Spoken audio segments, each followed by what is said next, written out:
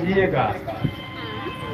और हमें जो अनुभव हुआ उसको अपने आत्मविश्वास के साथ यह कर सकते हैं, अरे ये वही हैं जो आए हुए हैं, ये वही हैं जो आए हुए हैं, जमाने में हलचल मचाए हुए हैं। अरे ये कलयुग में सतयुग का डंका बजाए हुए हैं, ये जुक्ति में मुक्ति बतलाए हुए हैं, ये दाढ़ी में कुदरत छिपाए हुए हैं, ये वही हैं जो आए हुए हैं। अब आप सबको सुझाव हमारे यही है कि मुक्ति मोक्ष के आपकी चाह है, आप मुक्ति मोक्ष चाहते हैं, यहाँ उस चीज का भेद बताया जाता है। आप भेद जानना चाहते हैं तो आइए और सुनिए और पूछिए। साहेब बंधु सतनाम।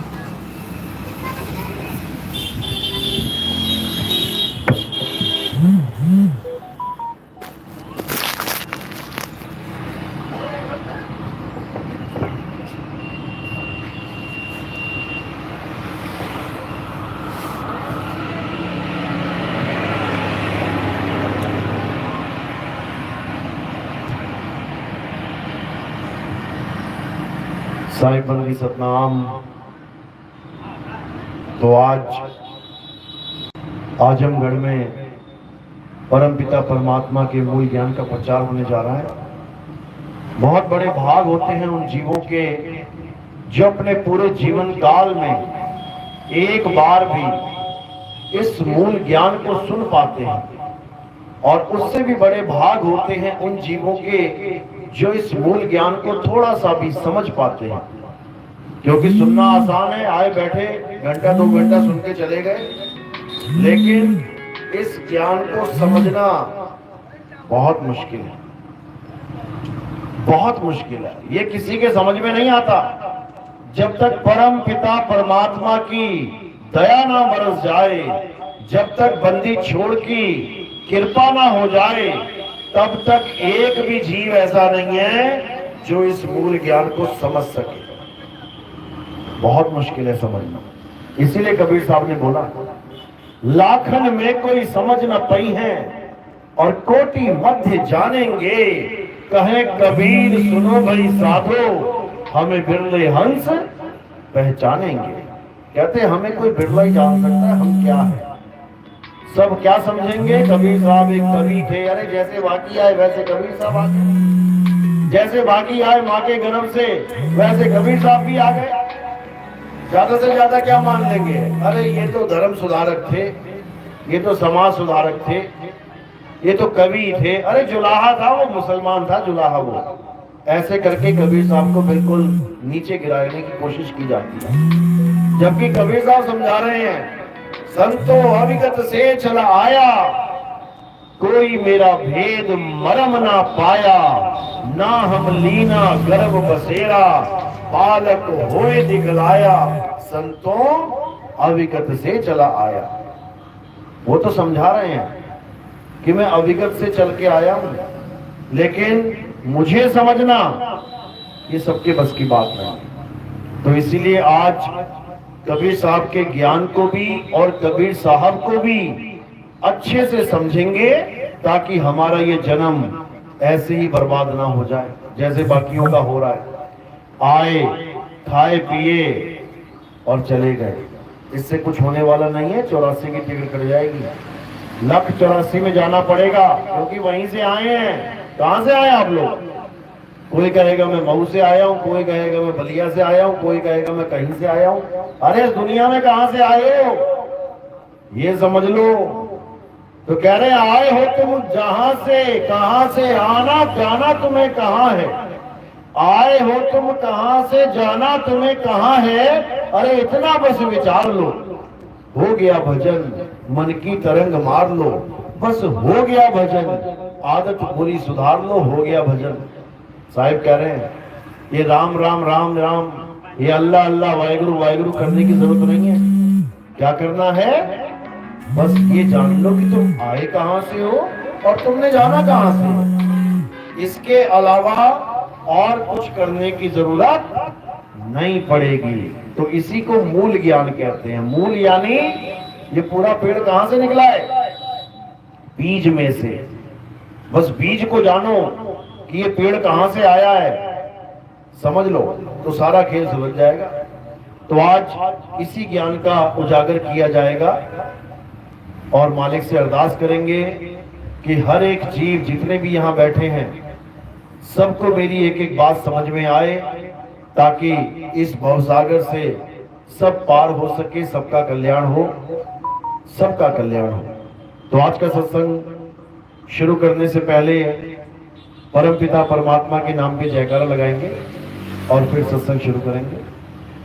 बोलिए परमपिता परमात्मा की, सदगुरु बंदी छोड़ कबीर साहेब की, सभी संतों की, सभी भक्तों की, सदगुरु मदनपति साहेब की, सदगुरु झूलमपति साहेब की, सदगुरु विराटपति साहेब की, कलीनापुर धाम की, सभी संतों की, सभी भक्तों की, आज के आनंद की, सकल हंस को बंदगी, साहेब बंदगी, सतनाम सतनाम।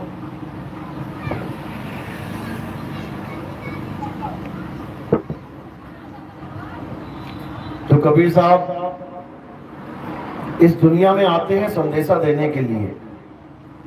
किसका संदेशा देने के लिए? उस शब्द गुरु का, उस परमपिता परमात्मा का।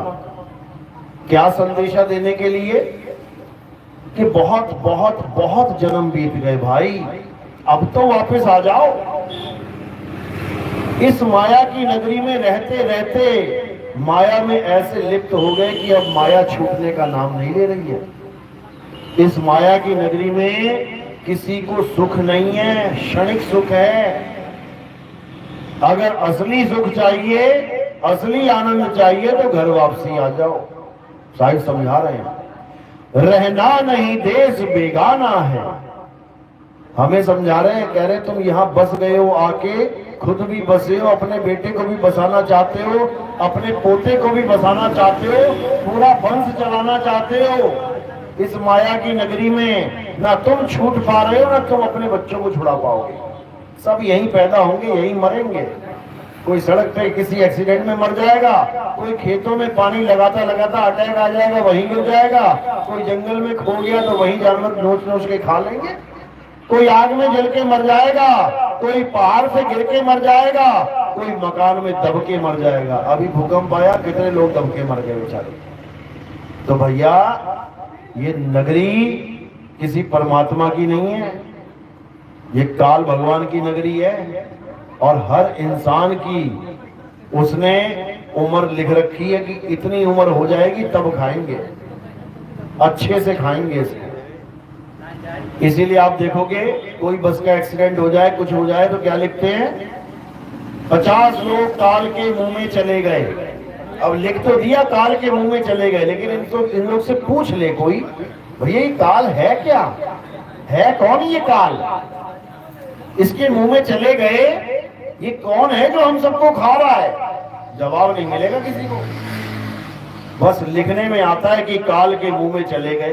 कबीर साहब इसी काल का भेद बताने के लिए आते हैं संसार में कि इस काल को समझ लो भाई, ये काल बहुत शातिर है। ये खुद ही आग लगा के, खुद ही तुम्हें जला के, खुद ही मलहम लगाने वाला इंसान है। समझ लो, जैसे नेता होते हैं ना, खुद ही झोपड़पट्टी में आग लगवा दी और खुद ही फोन कर दिया फायर ब्रिगेड को, भागी आ रही है गाड़ी, और वहां पे पाइप लेके आग बुझाने में लगा हुआ है। अब लोग फोटो खींच खींच के डाल रहे हैं अखबारों में कि मंत्री जी ने आग बुझाई। अरे मंत्री जी ने ही आग लगाई थी, मंत्री ने ही आग लगाई, मंत्री ने ही आग बुझाई, तो क्या क्या महान काम कर दिया? इसमें कोई महानता हो गई क्या?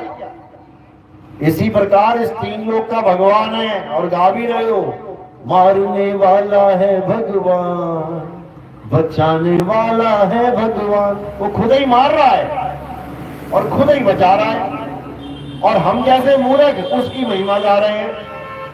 खुद ही गोली मार रहा है हिरण की और खुद ही भाग के उसकी मरम पट्टी कर रहा है। बताओ, ऐसा भगवान होता है क्या? ऐसा भगवान तो हमने कभी नहीं देखा। ऐसा तो नेता होता है, नेता करता है ऐसे कांड। पहले आग लगा देगा, दंगा भड़का देगा शहर में, फिर कहेगा मैं ठीक करता हूं, कोई बात नहीं, वेट करो, इंतजार करो। तो भाई ऐसे भगवानों से ना तो किसी को मुक्ति मिलने वाली है और ना ही ऐसे भगवान से किसी को सुख शांति मिलने वाली है, क्योंकि जब मारने वाला ही वही है तो तुम अरदास किससे कर रहे हो बताओ? जबकि असल क्या है, बचाने वाला मारने वाले से बड़ा होता है। बचपन में पढ़ा है ना, एक राजकुमार ने तीर मारा हंस के तीर लगा, हंस दूर जाके गिर गया। उसी राजा का दूसरा राजकुमार वो भाग के गया, उस हंस को उठाया, मरहम पट्टी करी, उसको दवा दुआ लगाई, तो जिसने तीर मारा कहता हंस मेरा है, वो कहता नहीं हंस मेरा है। राजा के पास चले गए, तो राजा ने जब कहानी सुनी पूरी तो क्या निर्णय दिया कि मारने वाले से बचाने वाला बड़ा होता है। तो हंस किसको मिल गया? बचाने वाले को। पर यहाँ तो दुविधा ये है कि मारने वाला भी वही है और बचाने वाला भी वही है। वहां तुम क्या करोगे? वहां तुम मूर्ख बनोगे केवल, और कुछ नहीं कर सकते। और मूर्ख बना ही रखा है सबको। इस शातिर शिकारी का नाम क्या है? अलख निरंजन। ये है शातिर खिलाड़ी, इस दुनिया का मालिक, इस तीन लोक का मालिक। नजर घुमा के देखो जरा, पेड़ पौधे, छोटी छोटी घास, कोई गेहूं बाजरा ज्वार गन्ना, ये क्या है? ये जीव है मालिक के। कहां फंसा रखा है इनको? देखो कैसे पेड़ बना रखा है, देखो बकरी बना रखी है, देखो सुअर बना रखा है, देखो मुर्गे बना के घुमा रखा है सबको। ये मालिक के अविनाशी जीव की हालत है ये। उस काल निरंजन के देश में 84 में भटका भटका के मारता है। इतना खतरनाक है ये। इसी से बचाने के लिए कबीर साहब इस भवसागर में आते हैं, बार बार आते हैं। एक बार नहीं आते कि एक बार आ गए दोबारा नहीं आ पाएंगे, वो बार बार आते हैं अपने जीवों को बचाने के लिए। इसीलिए कबीर साहब हमेशा अपनी वाणियों में इस निरंजन का भेद खोलते ही रहते हैं। क्या कह रहे हैं? साधो निरंजन जाल पसारा, कि भाई निरंजन ने जाल पसारा कर दिया है, अब बचो इससे। कैसे बचोगे? जब तक तुम्हारे जीवन में भेदी गुरु ना आ जाए, जब तक तुम्हारे जीवन में सत्य असत्य का भेद बताने वाला तत्वदर्शी संत ना आ जाए, जब तक तुम्हारे जीवन में इन जप तप व्रत पूजा पाठ हवन यज्ञ नित्य नेम ये सारी इन चीजों से हटके आत्मा का ज्ञान बताने वाला नहीं आ जाए, तब तक तुम्हारा जन्म मरण खत्म नहीं हो सकता मेरे भाई। कितना ही जोर लगा लेना, कितना ही जोर, बच नहीं सकते काल जाल से। घुमाएगा 84 में। बड़े बड़े ऋषि मुनियों को नहीं छोड़ा। वो एक ऋषि बेचारा सारी उम्र भक्ति करता रहा, उसको भी हिरण बना दिया इसने। और तुम्हें क्या बनाएगा? सोच के रूह कांप जाएगी तुम्हारी। लेकिन अगर गुरु की दया हो जाए, काल का जाल तोड़ने वाला नाम मिल जाए, फिर इस काल शिकारी का कोई वार तुम पे असर नहीं करेगा। कोई हजारों गोलियां चला रहा हो, तुमने बुलेट प्रूफ गाड़ी में अगर तुम बैठ गए तो हजारों गोलियां चला दे, एक ना छुएगी तुम्हें। बस इसी प्रकार कबीर साहब का जो शब्द ग्रहण कर लेता है, ये काल के हजारों तीर उसका बाल बांका नहीं कर सकते। तो कह रहे हैं बचना चाहो काल जाल से, चीनो शब्द हमारा, और कहे कबीर अमर कर लाखों, जो निज होए हमारा। कहते जो पूरा मेरा हो गया 100%, अगर 0.0000001% भी मेरा नहीं है ना, तो मेरा नहीं है वो, समझ लो। हमारा हंस वो है, दुनिया इधर से उधर हो जाए लेकिन वो नहीं हिलना चाहिए। अगर वो नहीं हिला तो नितिन दास ये गारंटी देता है कि तुम्हारा बाल बांका नहीं हो सकता। याद रखना, लीला पूरी चलेगी। ऐसा नहीं है कि लीला नहीं चलेगी, लीला हर चलेगी। भरमाने वाले भी मिलेंगे, उलझाने वाले भी मिलेंगे, भड़काने वाले भी मिलेंगे, लेकिन जो टिक गया फिर समझ लो कि फिर यहां वापस नहीं आता घूम के, गारंटी के साथ कह रहा हूं। 64 लाख चेले थे कबीर साहब के, एक परीक्षा दी केवल और सारे फेल हो गए, केवल 2 बचे थे। उनको भी अगले संत ने नाम दीक्षा दिया के तब पार हुए। कबीर साहब ने तो उनको भी छोड़ दिया था, तुम भी यही रहो। तो लीला चलेंगी ऐसी बात नहीं है, लेकिन जो अटल हो जाएगा, जिसको अपनी मुक्ति से मतलब है, उसको दुनियादारी से मतलब नहीं है, कौन क्या कर रहा है, कहां जा रहा है, क्या बोल रहा है, हटाओ इसको। भक्ति करने आए हो कि राजनीति करने आए हो? जो अटल हो गया फिर उसको अटल नाम मिलेगा, जो अचल हो गया फिर उसे अचल धाम मिलेगा, नहीं तो भटकता रहेगा। फिर समझ लो अच्छे से। तो यही कबीर साहब समझा रहे हैं कि जब तक तुम्हें ऐसा गुरु नहीं मिल गया जो तुम्हें अचल अवस्था प्रदान करवाते। अचल अवस्था यानी ये जितने भी जीव हैं ये सब चलायमान हैं, ये चल रहे हैं। केवल एक ऐसी चीज है जो अचल है, और वो क्या है? वो शब्द गुरु है। तो कबीर साहब समझा रहे हैं, बचना चाहो काल जाल से तो चीनो शब्द हमारा, और कहे कबीर अमर कर राखूं जो निज होए हमारा। जो मेरा हो गया फिर उसकी पक्की टिकट काटेंगे यहां से, वो ना आता वापस दुनिया में, समझ लो। तो कैसे होगा ये सब? जब आप सत्य और असत्य का निर्णय करेंगे। सत्य क्या है, असत्य क्या है, सब संतों ने भी बताया और गीता में भी दर्ज है। क्या कहते हैं? अध्याय 2 16वां श्लोक, हे अर्जुन, इस दुनिया में 2 प्रकार के तत्व हैं, और सारी दुनिया इन्हीं 2 प्रकार के तत्वों में ही भक्ति ढूंढ रही है। कौन कौन से तत्व? एक असत्य तत्व, यानी जो पैदा होता है और नाश हो जाता है, जो पल पल बदलता है, आज हरा है कल पीला हो जाएगा, आज गुलाबी है कल नीला हो जाएगा। जो पल पल बदले, जो बार बार जन्म ले मरे, वो असत्य है। जो सदा एक सा ना रहे वो असत्य है। ये संसार में तुम्हें जो कुछ भी दिख रहा है A to Z असत्य है। दिखा दो ऐसी भी कोई चीज हो जो बदल नहीं रही है, जो चल नहीं रही है। अरे जब पूरी धरती चल रही है, रोज चल रही है, पल पल चल रही है, तो धरती पे रहने वाली चीज स्थिर कैसे हो सकती है? वो भी चल रही है। स्थिर क्या है, अचल क्या है, अखंड क्या है? अखंड साहिब का नाम, और सब खंड है। खंड मेर सुमेर, खंड ब्रह्मांड है। पूरा ब्रह्मांड खंड हो जाएगा एक दिन। क्या नहीं खंड होगा? साहिब का नाम, जिसको सतनाम कहते हैं। लेकिन अज्ञानी गुरुओं ने क्या कर दिया? साहिब का नाम, जिसको सतनाम कहते हैं, काल और अक्षर पुरुष का नाम बता के जपवा दिया, ओम सोहम। बताओ, नाम खुद गवाही दे रहा है कि किसका नाम है। क्या लगा आगे? सत्य। सत्य कौन है? सत्य साहिब ही सत्य है, और ये सत्य का ही यानी साहिब का ही नाम है। सत्य नाम है ये किसी काल भगवान का, अक्षर पुरुष का नाम नहीं है। जो इन लोगों ने ओम सोहम सतनाम बता के जपवा दिया, बेड़ा गर्क करवा दिया इन लोगों ने भक्तों का। सतनाम क्या है? सतनाम कोई ओम सोहम का नाम नहीं है, सतनाम साहिब का नाम है। क्या कहती है वाणी? अरे सत्य नाम को सिमर के तर गए पतित अनेक, और तेही कारण नहीं छोड़िए सत्य नाम की तेग। वाणी कह रही है सत्य नाम से सब तर जाएंगे, और ये कह रहे हैं नहीं, सतनाम तो काल और अक्षर पुरुष का नाम है, उसके बाद तुम्हें सार नाम मिलेगा, उसके बाद तुम्हें सार शब्द मिलेगा।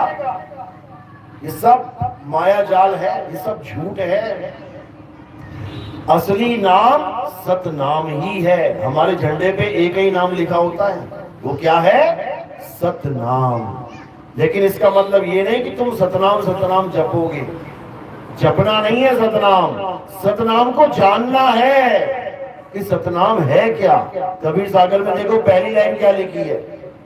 सत्य नाम है सार, बूझो संत विवेक करी, उतरो भवजल पार। सतगुरु का उपदेश यही कि सत्य नाम है सार। इस दुनिया में दो ही चीजें हैं, एक सार और एक असार, यानी एक सत्य और एक असत्य। तो गुरु कैसा चाहिए? अरे सतगुरु ऐसा चाहिए जैसा सूप सुहाए और सार सार तो कहीं रहे, थोथा दे उड़ाए। ऐसा सतगुरु चाहिए जो सार सार को ग्रहण करवा दे और थोथे को उड़ा दे। तो क्या है थोथा, क्या है सार? अच्छे से समझ लो। ये काया माया ये सब थोथा ज्ञान है। ये मंदिर मस्जिद गुरुद्वारे ये थोथा है। ये मंत्र जाप, ये तंत्र विद्या, ये भूत प्रेत की पूजाएं, ये सब वशीकरण, ये सब थोथा ज्ञान है। ये त्रिकुटी का ज्ञान, ये मूल चक्र से ब्रह्मरंध्र फोड़ के निकल जाने का ज्ञान, ये चक्रों का ज्ञान, ये श्वासा का ज्ञान, अजपा जाप अनहद नाद, कान में उंगलियां डाल के शब्द सुनने का ज्ञान, ये सब थोथा ज्ञान है। थोथा साहिब समझा रहे हैं वाणी में।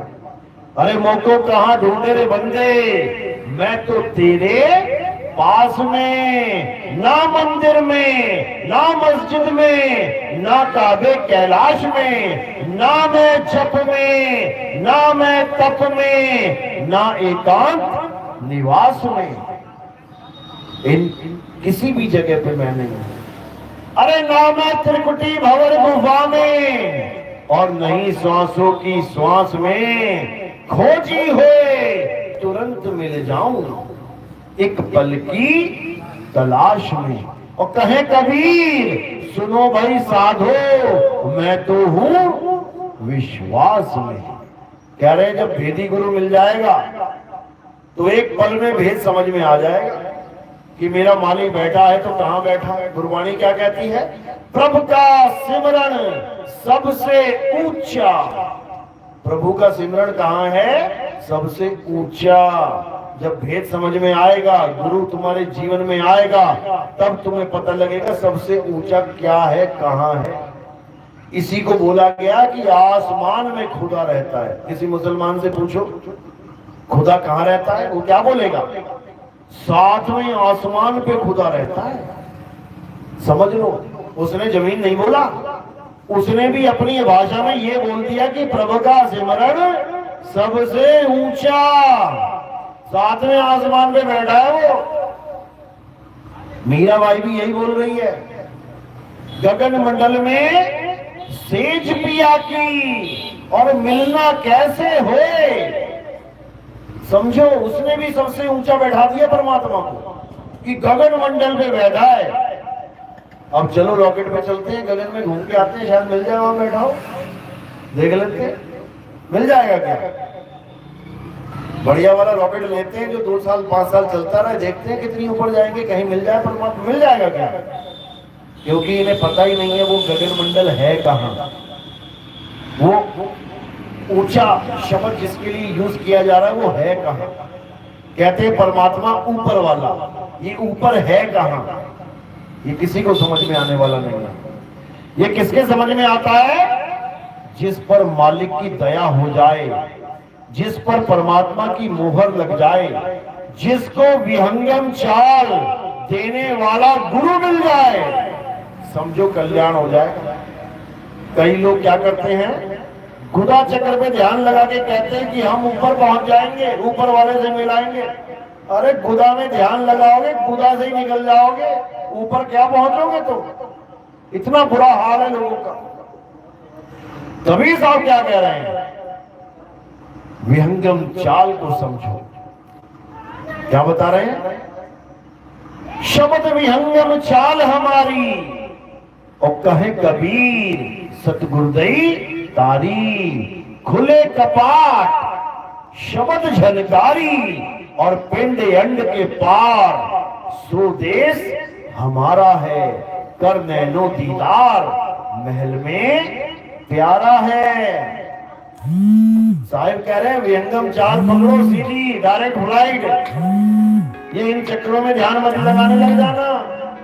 अगर तुमने एक भी चक्कर में ध्यान लगा लिया नीचे से ऊपर तक, अगर एक भी चक्कर की रस्सी पकड़ ली तो तुम कभी विहंगम चाल को प्राप्त नहीं कर पाओगे। एक बार तुम चींटी बन गए, एक बार तुम मकड़ी बन गए, एक बार तुम मछली बन गए तो तुम कभी पक्षी नहीं बन पाओगे। याद रखना, फिर जो गुरु ने पकड़ा दिया ना वही पकड़ पकड़ के निकलेगा समय सारा, और जिसने गुदा चक्र पकड़ा दिया फिर वो वही रास्ते चलेगा जहाँ रामपाल जी लेके जा रहे थे, जहाँ पर ये योगी सिद्ध लेके जा रहे थे। बुधा चक्र, फिर स्वाद चक्र, फिर नाभि चक्र, फलाना चक्र, ढिकाना चक्र, ऐसा घन चक्कर बन जाओगे कि चक्कर में ही पड़े रहोगे। तो क्या करना है, सारे चक्रों को त्याग के कहाँ ध्यान धरना है, शब्द में ध्यान धरना है। हमारी साधना किसी चक्कर वक्कर की साधना नहीं है कि तुम सोच रहे हो नहीं बुधा चक्र से पकड़ के भी वहां पहुंच जाऊंगा जहां नितिन दास बता रहा है। तुम्हारा अब्बू नहीं पहुंच पाएगा वहां पे, समझ लो, कोई नहीं जा सकता वहां पे, क्योंकि तुम आधार लेके भक्ति करना चालू करती है। और सारस्वत की भक्ति निराधार है, समझ लो। आधार और निराधार, इन दोनों में जमीन आसमान का अंतर है। आधार से कौन चलता है, चींटी, मकड़ी, मछली आधार से चलेंगे। चींटी दीवार का आधार लेगी, मकड़ी जाल का आधार लेगी, मछली पानी का आधार लेगी, और पक्षी किसका आधार लेगा, किसी का आधार नहीं लेगा। पक्षी विहंग है, इसीलिए उसकी चाल को विहंगम चाल कहा जाता है। क्या कह रहे हैं गरीबदास जी महाराज, कह रहे सतगुरु के लक्षण कहूं अचल विहंगम चाल, हम अमरापुर ले गए ज्ञान शब्द सरघाल। ये तब समझ में आता है, ये वाणियां तब खुलती हैं जब तुम्हारे जीवन में भेदी गुरु आ जाएगा। नहीं तो रामपाल के चेले ये गाते गाते जन्म बीत गया उनका, कितने तो मर लिए और कितने मरने वाले हैं। इनको पूछ लो एक बार कि ये सतगुरु के लक्षण कौन से हैं, विहंगम चाल क्या है, ये अचल विहंगम, अचल क्या है, किसको कहते हैं अचल, वहीं पे सारा ज्ञान व्यान धराशायी हो जाएगा इनका, एक ही दो में। तो ऐसा बिल्कुल नहीं है कि तुम किसी भी गुरु की शरण में चले जाओ और पार हो जाओगे, बिल्कुल नहीं। तुम्हें सतगुरु की शरण चाहिए, और सतगुरु कौन है, बंदी छोड़ है। सतगुरु कौन है, वो शब्द गुरु है, वो कोई देही गुरु नहीं है कि गलती से तुम देही गुरु को मान लो शब्द गुरु। क्या बोल रहे हैं, देही गुरु और शब्द गुरु में फर्क समझ लो पहले। जो देही गुरु है वो चार दाग में रहता है, और जो विदेही गुरु है वो चार दाग से न्यारा है। अरे चार दाग से सतगुरु न्यारे, अजरो अमर शरीर, और कोई गाडे कोई अग्नि जरावे, ढूंढ न पाया शरीर। ये तुम्हारे साथी में है मगर 100 किलोमीटर पे जाके देख लेना। आज भी वो मंदिर और मस्जिद बना हुआ है बिल्कुल आमने सामने, एक ही बाउंड्री में। क्यों बना है, किसी और महात्मा का नहीं बन गया। कबीर साहब का क्यों बना है, क्योंकि 120 साल काशी में रहने के बाद कबीर साहब मगहर चले गए। जब लीला समाप्त करनी थी तब मगहर चले गए। सब कहने लगे चले गुरुजी ये क्या उल्टी गंगा चला दी आपने। लोग मगहर से काशी आते हैं भागे भागे अंत समय में कि हम कहीं मगहर में ना मर जाएं, क्योंकि शंकर जी ने श्राप दे रखा था कि जो मगहर में मरेगा वो पक्का नरक में जाएगा। यही कहानियां सुना सुना के लोगों को डरा रखा था। कबीर साहब ने जाते जाते भी इस कहानी का खंडन करवा दिया। क्या बोले कि तुम स्वर्ग और नरक अपने कर्मों की वजह से जाओगे, जगह निर्धारित करके नहीं। किसी को स्वर्ग और नरक मिलता है कि यहाँ मर गया तो स्वर्ग और वहां मर गया तो नरक। अरे बनारस में जितने ठग हैं, जितने क्रिमिनल हैं, जितने कातिल लोग बैठे हैं, वो बनारस में ही मरेंगे, तो क्या मिलेगा उन्हें? बता दो जरा। ये सारे पंडे जो तुम्हें बनारस में बुलाते हैं कि बनारस आओगे तुम्हारी मुक्ति हो जाएगी, जितने कातिल बैठे हैं बनारस में, जितना 2 नंबर का काम करने वाले बैठे हैं, जितने अपराधी बैठे हैं, बनारस में ही मरेंगे। सारे बनारस के ठग जो सामान चोरी कर लेते हैं, लोगों का विश्वास जीत के, कहां जाएंगे ये लोग बनारस में मर के? बता दो जरा। सब नरकवासी हैं ये। बनारस भी नहीं बचा सकता, काशी भी नहीं बचा सकता किसी को नरक में जाने से, समझ लो। और जो तुम सोच रहे हो कि गंगा में डुबकी मार के मेरे पाप कर्म कट जाएंगे, ये भी तुम्हारी गलतफहमी है। ऐसी कोई गंगा नहीं है जिसके जो तुम्हारे पाप कर्म काट सके। अरे जो अपने पुत्र भीष्म पितामह के पाप नहीं काट पाई, सगी माँ थी भीष्म पितामह की गंगा मैया, अपने लड़के के पाप नहीं काट पाई, तीर पे तीर मारा गया, तब जाके उसकी बेचारे की मृत्यु हुई। वो तुम्हारे पाप क्या काटेगी? किसी के पाप ना कटने वाले, समझ लो। अभी कुंभ में गए थे लोग नहाने, पाप काटने गए थे, पाप काटने गए थे, पता लगा पापों की सजा भुगतने गए थे, वहीं मर गए सारे। कितने लोग मरे? अगर पाप काटते तो सुखी होके आते घर की, हमारे पाप कट गए। अरे तुम्हें तो सजा हो गई, वहां पे मृत्यु दंड मिल गया। तो भैया कैसी गंगा है ये कैसा धर्म है भाई? उन जिन लोगों को बुलाया वो बेचारे मरे, अब सब बाबा लोग कह रहे हैं उनकी मुक्ति हो गई। पैरों के नीचे से कुचले जाने पे मुक्ति होती है क्या? ये तो हमारे संतों का संदेश नहीं था भाई। हमारे संतों ने बताया मुक्ति तो परम पद है। पता नहीं कितने कितने युग लोग भक्ति करते रहे, समाधियां लगा के बैठ गए, तो ना मुक्ति हुई उनकी। यहाँ पैरों के नीचे कुचल जाने को कहते मुक्ति हो गई। ये सब पाखंडवाद है मेरे भाई। मुक्ति का केवल एक ही जरिया है, और क्या जरिया है? जल में मीन प्यासी, मोहे देखते आवे हासी, आत्म ज्ञान बिना नर भटके, कभी काबा कभी काशी। कहते हैं आत्म ज्ञान बिना नर भटके। अगर इस दुनिया में कोई मुक्ति का पद है तो वो क्या है? आत्म ज्ञान। और आत्म ज्ञान का मतलब ये बिल्कुल नहीं है कि तुम गुदा पे ध्यान लगा रहे हो तो तुम आत्मज्ञानी हो। गुदा में क्या फंसा हुआ है वही मिलेगा। तुम कहो नाभि में ध्यान लगा रहे तो आत्मज्ञानी हो, वही मिलेगा जो नाभि में फंसा पड़ा है। कोई कहे त्रिकुटी में ध्यान लगा रहे हो तुम आत्मज्ञानी हो, कोई आत्मज्ञानी नहीं है। जब ये काया ही आत्मा नहीं है तो काया में ध्यान लगाने वाला आत्मज्ञानी कैसे हो जाएगा? इतना भी नहीं समझ में आ रहा लोगों को, और बने हुए हैं आत्मज्ञानी। बताओ कबीर साहब क्या समझा रहे हैं? अरे क्या काया से न्यारा वो है आत्मा।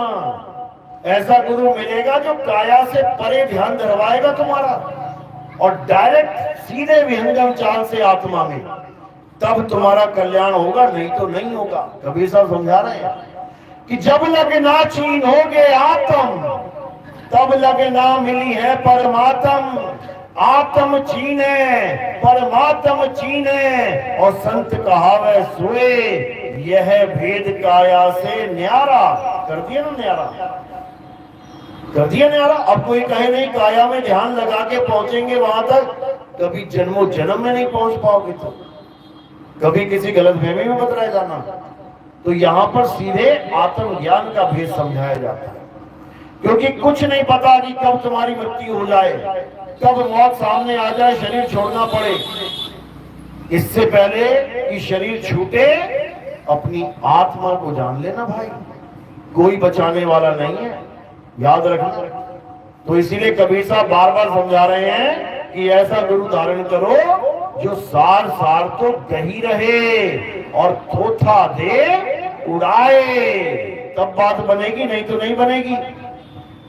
तो इसी सार को क्या कहते हैं? सतनाम।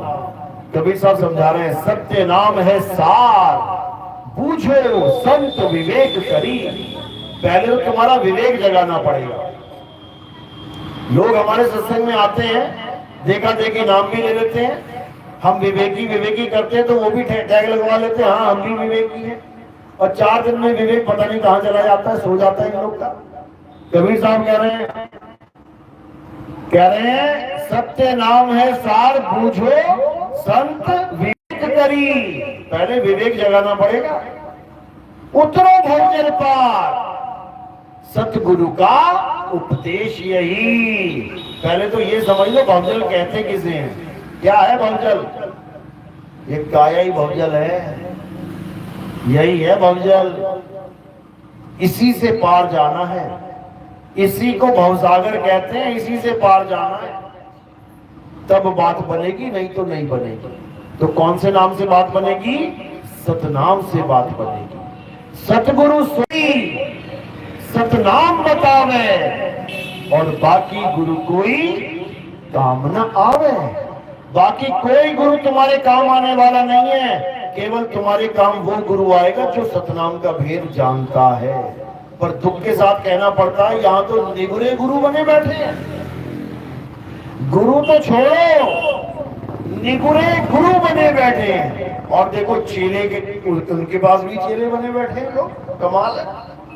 कबीर साहब कहते हैं निगुरा परसे और गुरुमुख पावे, और ढोल बजा के और नरक को जावे। निगुरा परसे, जैसे खाना परसते ना थाली में, तो यहाँ ज्ञान की बात चल रही है कि यहाँ निगुरा ज्ञान परस रहा है और गुरुमुख उसको ग्रहण कर रहा है। क्या बात है! निगुरा ज्ञान दे रहा है, और जो गुरुमुख यानी किसी किसी गुरु के चेले थे वो उससे ज्ञान ले रहे हैं। बताओ, जिसका खुद अपना कोई गुरु नहीं, उससे पूछो तुझे ज्ञान कहां से मिल गया भाई। बहुत शातिर लोग हैं। ये जो YouTube है ना, YouTube ये सबका बाप है। आज के समय में यही सबसे बड़ा ज्ञानी है। कुछ भी तुम्हें चाहिए होता साथ ही लिख देते हो, ये सब्जी कैसे बनानी है, अदरक कैसे कूटना है, अचार कैसे बनेगा, सारा ज्ञान दे देगा तुम्हें YouTube पे। तुम भी सुन सुन के ज्ञानी बन जाओ। वही हाल इन लोग का हो गया है। अपना कोई गुरु नहीं, लेकिन हम जैसे लोग, जैसे संत बैठे हुए हैं, इनका ज्ञान सुन सुन के खिचड़ी पकाना सीख लिया इन लोगों ने। अब वही खिचड़ी पका के परस रहे हैं और गुरुमुख पा रहे हैं। हैरानी की बात है, जबकि पहला सवाल क्या होना चाहिए? गुरुजी आपका गुरु कौन है? पहला सवाल ये होना चाहिए कि तुम्हारा गुरु कौन है, तुम्हें ज्ञान कहां से मिला? अरे जो बंदी छोड़ है वो तक गुरु धारण करके बैठा है यहाँ पे। जो कबीर साहब, जिसको गुरु की जरूरत नहीं है, जो गुरु को भी पार लगाने आया है, वो गुरु करके बैठा है, और यहाँ निगुरे गुरु बने बैठे हैं। तो कबीर साहब ने क्या बोला? कबीर निगुरा ना मिले, पापी मिले 1000, एक निगुरे के सिर पे और लख पापों का भार। ये निगुरा खुद तो भैंस बनेगा ही जाके। कहते ना, गई भैंस पानी में ही होता है बैठा हुआ ये निगुरा हमेशा, और पानी में ही जाएगा। ये गारंटी के साथ कह रहा हूं मैं। समझ जाओ कहां जा रही है बात। तो कहने का मतलब यही है कि सबसे पहला सवाल ये होना चाहिए कि आपका गुरु कौन है। अगर उसका कोई गुरु है तब उसकी बात सुनना, वरना वो ज्ञान का चोर है, चोर। तुम्हारे पास कोई सामान बेचने आए, भैया ये सोने का हार ले लो, तुम क्या पूछोगे? सबसे पहले क्या पूछोगे? कहां से लिया तुमने? बिल है इसका? क्या पूछोगे? इसका बिल है? अगर बिल है तब तो ले भी सकता है, और बिल ना हो तो पक्का चोर है ये, चोर। किसी का सामान उठा के लाया है और किसी को बेच रहा है, समझ लेना। तो ऐसे चोरों से सावधान रहना है मेरे भाई। इनका कुछ जाएगा नहीं और तुम्हारा कुछ रहेगा नहीं, समझ लेना। तो 84 में भटकाने के लिए ऐसे ही लोगों की ड्यूटी लगा रखी है काल भगवान ने। शातिर कम वो भी नहीं है। तो इसीलिए कबीर साहब यही समझा रहे हैं कि जब तक निगुरा तुम्हें ज्ञान दे रहा है तब तक तुम्हें परमात्मा कभी सपने में भी नहीं मिल सकता, कभी नहीं मिल सकता। इसलिए पहले गुरुमुख ढूंढो, गुरुमुख ही तुम्हें गुरुमुख बना सकता है, मनमुख तुम्हें गुरुमुख नहीं बना सकता। जिसका कोई गुरु नहीं उसका गुरु मन, क्योंकि जब गुरु ही नहीं है तो उसको ज्ञान कौन देगा? मन से ही उपज रहा है ज्ञान, समझ लो।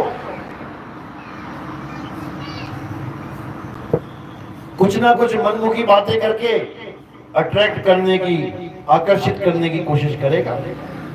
जो कच्चा घड़ा होगा वो बेचारा फंस जाएगा, फूट जाएगा, और जो पक्का है उसका बाल बांका नहीं होगा। ये लिखित प्रमाण है कबीर साहब।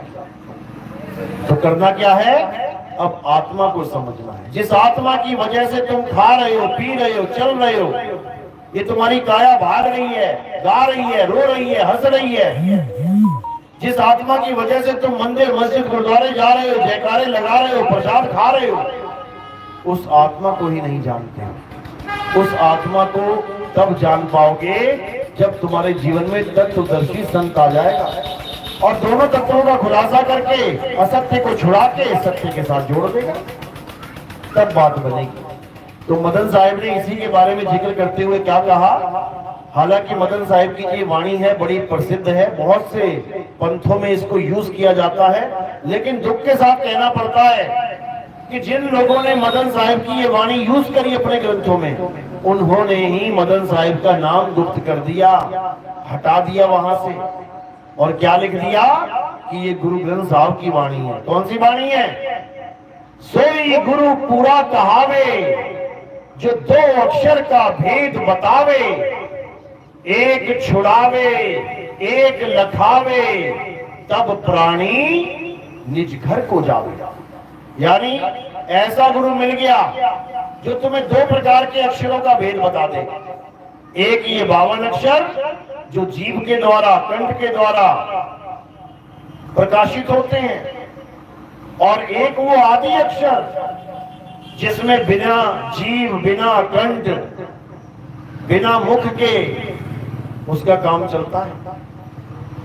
तो कह रहे हैं दो प्रकार के अक्षरों का भेद समझा के नकली वाले अक्षर छुड़वा देगा और असली वाला अक्षर यानी आदि अक्षर लखा देगा। तो जो अक्षर जीव के आधार से चल रहे हैं उनको छुड़वा दिया जाएगा। 52 अक्षर जीव आधारा, जीव से बोलने वाले सारे नाम छोड़ दो। जितने भी नाम तुम बोल सकते हो भगवानों के, इस जीव से, इस मुख से, कंठ से छोड़ दो। जो भी नाम तुम्हें पता है छोड़ दो। तो कह रहे 52 अक्षर जीव आधारा, आदि अक्षर जीभ्या से न्यारा।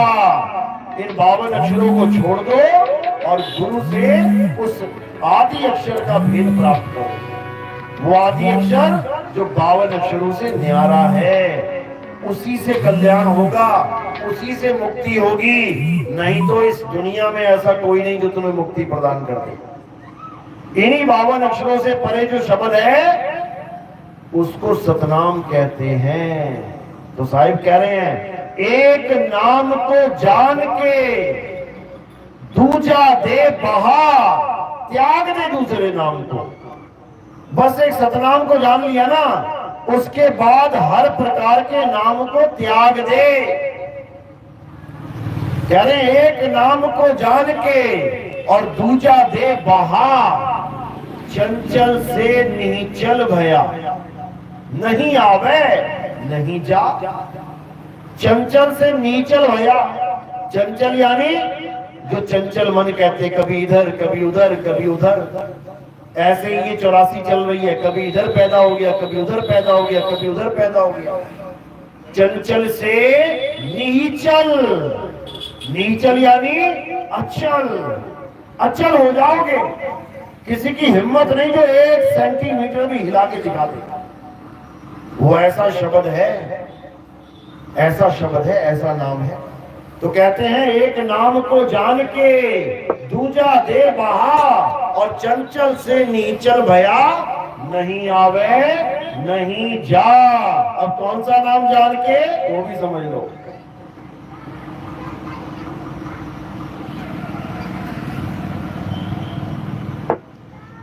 कहते हैं एक नाम सुख रास है और एक नाम दुख रास। एक नाम सुख रास है, एक नाम दुख रास, एक नाम बंधन काटे और एक गल की फांस। कहते हैं एक नाम तो बंधन काटे, वो प्रभु का सच्चा नाम मिल जाए। कहते ना एक तू सच्चा, तेरा नाम सच्चा। ये भी बता दो भैया कौन सा नाम सच्चा, कौन सा नाम सच्चा? हजारों नाम भगवान के बना रखे हैं, उसमें से सच्चा नाम कौन सा है? कोई भी ले लो, सब सच्चे हैं। ऐसा बिल्कुल नहीं है। परमात्मा और उसका नाम ये दोनों एक ही चीज है, अलग अलग नहीं है। समझ लो, परमात्मा और उसका नाम एक ही चीज है, उसी को जानना है। तो एक नाम को जान के, यानी सत्य नाम को जान के दूजा दे बहा। ये जितने 52 अक्षरी नाम है बहा दे इन्हें। निरंजन ओंकार निरंकार सोहंग सतनाम बहा दो इन्हें। ओम कलियम हरियम शरियम जो बहा दो इन्हें। ये जितने भी धर्मों पे नाम जपने में लगे सबको बहा दो और किसको जान लो? आत्म तत्व को जान लो। हे अर्जुन, अध्याय 3 17वां श्लोक। जो अपनी आत्मा में रमण करते हैं, जो अपनी आत्मा में तृप्त हैं, जो अपनी आत्मा में संतुष्ट हैं, किसी नाम में नहीं बोला कि राधे राधे राधे में संतुष्ट हो जाओ, कि राम राम राम जपने में संतुष्ट हो जाओ। मुसलमान है तो अल्लाह अल्लाह अल्लाह जपने में संतुष्ट हो जाओ। ईसाई है तो गॉड गॉड में संतुष्ट हो जाओ। सरदार है, सिख है तो वाहिगुरु वाहिगुरु में संतुष्ट हो जाओ। ये नहीं बोला गया। क्या बोला? जो अपनी आत्मा में संतुष्ट है, जो अपनी आत्मा में तृप्त है, उनके लिए कोई धार्मिक कर्म कर्तव्य लागू ही नहीं होता।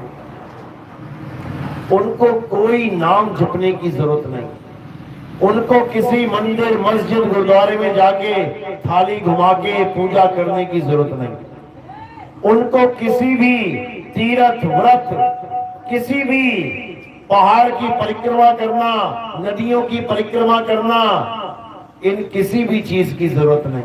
किसी भी चीज की, अगर उसे अपनी आत्मा का भेद मिल जाए तो उसे अपनी काया में ध्यान लगाने की भी जरूरत नहीं। अगर उसे अपनी आत्मा का भेद मिल जाए तो फिर क्या करना है? आठों पहर अपनी आत्मा में ध्यान धरना है, अपनी आत्मा को जानना है। जिसने अपनी आत्मा को जान लिया, समझ लो कि उसने परमात्मा को जान लिया। और जो अपनी आत्मा को नहीं जान पाया, अब समझ लो 84 का चक्कर शुरू होने वाला है। जैसे ही उसकी मृत्यु होगी, उसको नाना प्रकार की योनियों में भ्रमण करना पड़ेगा। पता नहीं कितनी बार सुअर बनेगा, लोग पकड़ के बोटी बोटी नोच देंगे। कितनी बार मुर्गा बनेगा, गला काट देंगे। कितनी बार बकरा बनेगा, खाल उखाड़ देंगे, पूरी छील देंगे, जूते बना देंगे खाल का। ऐसी ऐसी दुर्दशा होंगी। कब होगी? अगर तुमने अपनी आत्मा को नहीं जाना। समझ लो, अंत समय में अगर तुम राम राम राम राम करते हुए मर गए, तुम राधे राधे करते मर गए, तुम अल्लाह अल्लाह वाहिगुरु वाहिगुरु गॉड गॉड करते मर गए, आत्मा का ज्ञान प्रकट नहीं हुआ, दुर्गति हो जाएगी, दुर्गति।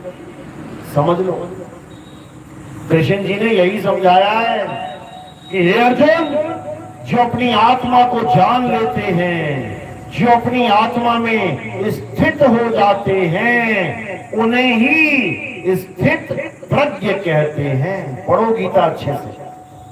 जो सुख और दुख दोनों से न्यारे हो जाते हैं, जो भगवान से ना कभी कुछ मांगते हैं और ना ही कभी किसी चीज की शिकायत करते हैं, वो स्थित प्रज्ञ हो जाते हैं। उनको पता है जो मिलेगा मेरे भागों से मिलेगा और जो खोएगा मेरे ही भागों से खोएगा। मेरे ही कर्म है। खुशियां आई तब भी मेरे कर्म है, पुण्य कर्म है, और दुख आया तब भी मेरे कर्म है, पाप कर्म है। तो पाप और पुण्य करने वाला मैं हूं, तो फिर मैं मांगू किससे? पाप किया है तो दुख आएगा, पुण्य किया तो सुख आएगा। इसमें किसी और का इंटरफेयर क्या है भाई? इसीलिए साहिब ने बोला, अरे पाप पुण्य ये दोनों बेड़ी, एक लोहे एक कंचन केरी। अगर तुम्हारे घर में दुख आया कोई बात नहीं, हौसला रखो, हौसला रखो। कोई तुम्हारा दुख इस दुनिया का सबसे बड़ा दुख नहीं है। तो हाय हाय हाय करते पहुंच गए संकट मोचन के मंदिर में कि हमारा संकट दूर हो जाए। साल साल मत्था टेक लिया, संकट फिर दूर ना हुआ, तब कहां जाओगे? कहीं नहीं जाना। घर में दुख आया है, सहो, ऐसे सहो जैसे धीरे धीरे धीरे ये कट जाएगा। ऐसे सहो, क्योंकि हर दिन होतना एक समाना। अगर दुख आया है वो भी कटेगा, और अगर सुख आ गया तब भी ज्यादा उछलने की जरूरत नहीं है कि तुम्हें लगे कि मैं ही सबसे ज्यादा किस्मत वाला जीव हूं इस दुनिया में, इतना खुश हो जाओ। वो भी दुख में बदलेगा एक दिन। अरे ये संसारी सुख और दुख का है। यहाँ राम जी जैसों को सुख ना मिला, तुम्हें क्या मिलेगा? और अगर मिला भी तो तुम्हारे कर्मों की वजह से मिलेगा। आम का बीज बो दोगे तो आम मिलेगा, और बबूल का पेड़ लगा दोगे तो बबूल मिलेगा। इसमें कोई क्या कर सकता है? समझ लो। और तुम सोचो कि अपने भाइयों से धोखाधड़ी करके मैं खुश हो जाऊं, तो ये भी तुम्हारी गलतफहमी है कि मैं अपने बाप का अंगूठा लगवा लेता हूं, ज्यादा जमीन मुझे मिल जाए, कम भाई के नाम रह जाए, मैं सुखी हो जाऊंगा। ये भी तुम्हारी गलतफहमी है। और ये जमीन तुम्हारे नाम रहेगी, ये भी तुम्हारी गलतफहमी है। अरे राजा राम ने भी जमीन के चक्कर में घोड़ा दौड़ाया था, अश्वमेध यज्ञ किया था उन्होंने, उनके नाम ना छोड़ी किसी ने जमीन। अभी अयोध्या की सारी जमीनों के प्रॉपर्टी के कागज उठा लो तुम, किसके नाम पे जमीन? अयोध्या का राजा कौन था? दशरथ। दशरथ के बाद राम जी आ गए। देख लो कोई प्रॉपर्टी हो दशरथ से राम जी के नाम पे, छोटे छोटे टुकड़े बिक गए लोगों के नाम पे। तो भगवान का नाम ना रह पाया कागजों पे, तुम्हारा क्या रहेगा इस दुनिया में? तुम जी रहे हो भाई, और कौन से सुख की बात कर रहे हो? कौन सा बहुत बड़ा महान कार्य है जो तुम दुनिया में करने के लिए आए हो? जितनी मर्जी बिल्डिंगें बना लो, जितना मर्जी कुछ कर लो, अभी एक परमाणु गिर गया ना बम, यहाँ पे लाशों के ढेर लग जाएंगे, कोई लाश उठाने वाला ना मिलेगा। फिर क्या करोगे? फिर कहाँ गई जमीन, कहाँ गया मकान, कहाँ गई दुकान? सारी उम्र मकान दुकान बनाने में जीवन लगा दिया, बुढ़ापे तक केवल पैसा पैसा पैसा कमाने में जीवन लगा दिया, उसके बाद बुढ़ऊ मर गया तो फिर क्या कमाया उसने? ये पैसा तो यहीं गड़ा रह गया। तो कबीर साहब समझा रहे हैं, कबीर वो धन संचिए जो आगे को होए, और सिर पे उठा के गाठड़ी जात ना देखा कोई। कहते हैं वो धन अर्जित करो मेरे भाई जो आगे को, यानी तुम्हारी मृत्यु के साथ तुम्हारे साथ चले, वो मृत्यु के बाद भी तुम्हारे पास रहे। वो धन संचय करो, तब तो समझो कि जीवन का कल्याण होगा। नहीं तो 84 तैयार है, हालत खराब हो जाएगी। तो यही कबीर साहब समझा रहे हैं, लख 84 भुगत के पापे अटके आए, और अब की पासा ना पड़ा तो फिर 84 जाए। वापिस 84 की टीट कट जाएगी। और फिर यहाँ पे कोई गुरु चेला पहचान नहीं पाएगा कि मेरा चेला बकरा बना घूम रहा है, कसाई क्या बंधा हुआ है, कोई न जानेगा। पूछ के देख लेना कि जितने चेले मर गए हैं वो कहाँ हैं गुरु जी इस वक्त, जाओ दिखा लो हमें भी जरा कहाँ पे। तुम तो पहुंचा सकते हो, सतलोक ले जा सकते हो, हमें भी ले चलो जरा, दिखा दो। वही धराशायी हो जाएगा सारा काम। तो अब क्या करना है, अब केवल और केवल उस परम तत्व को ध्यान में धरना है जिस परम तत्व को आत्मा कहते हैं। आत्मा, इसके अलावा सब झूठ है। चलो, तो आज का सत्संग यही समाप्त करते हैं और मालिक से अरदास करते हैं कि ये सत्संग आपको जरूर समझ में आए और आगे का ज्ञान समझना है तो हमारे सत्संग YouTube चैनल कहत कबीर सुनो भाई साधो नितिन दास, आप ये लिखेंगे आ जाएगा, या फिर आप लिखेंगे नितिन दास के सत्संग, हजारों सत्संग आ जाएंगे आपके सामने। बस सुनते जाओ, सुनते जाओ, सुनते जाओ और अपना कल्याण करते जाओ। सारे भरम भूत सब दिमाग में से निकल जाएगा और केवल एक चीज रह जाएगी जिसे सतनाम कहते हैं, परमात्मा का नाम कहते हैं। तो अब आरती का समय है। आरती कैसे करते हैं समझ लो। हमारे यहाँ किसी फोटो, कैलेंडर, किसी पत्थर, किसी भी प्रकार की मूर्ति की आरती नहीं होती। हमारे यहाँ किसकी आरती होती है? हमारे यहाँ गुरु की आरती होती है। हमारे यहाँ जीवित आत्मा की आरती होती है। अजर अमर अविनाशी आत्मा की आरती होती है। तो आत्मा की आरती कैसे करते हैं? थोड़े से फूल उठाने हैं आपने, मेरे सिर के ऊपर रख देने हैं। सिर के ऊपर क्यों रखे? क्योंकि पैर के अंगूठे से लेके सिर की चोटी तक ये क्या है? नाशवान शरीर। तो आपने ये फूल कहाँ रखे? नाशवान शरीर से परे। जब नाशवान शरीर से परे आपने फूल रख दिए तो ये किसके लिए समर्पित हो जाते हैं? आत्म देव के चरणों में समर्पित हो जाते हैं। आरती आत्म देव की होगी। और कोई प्रचार प्रसार में योगदान करना चाहता है तो सेवा में कुछ देना चाहेगा तो वो केवल चरणों में रखना है, कोई बंधन नहीं है। बिना सेवा दिए भी आप आरती कर सकते हैं, ऐसा कोई नहीं है। लेकिन जो देना चाहेगा उसका नियम क्या है कि पैरों में ही सेवा आनी चाहिए। कहते हैं माया का स्थान संतों के चरणों में है और फूलों का स्थान संतों के शीश पे। तो आज का सत्संग यही समाप्त करते हैं। बोलिए परमपिता परमात्मा की, सदगुरु बंदी छोड़ कबीर साहेब की, सभी संतों की, सभी भक्तों की, आज के आनंद की, सत्संग कराने वालों की, इनके माता पिता की, इनके बाल गोपाल की, इस गांव नगर बस्ती की, आज के आनंद की, सकल हंस को बंदगी, साहेब बंदगी, सतनाम सतनाम। आरती लगा लो।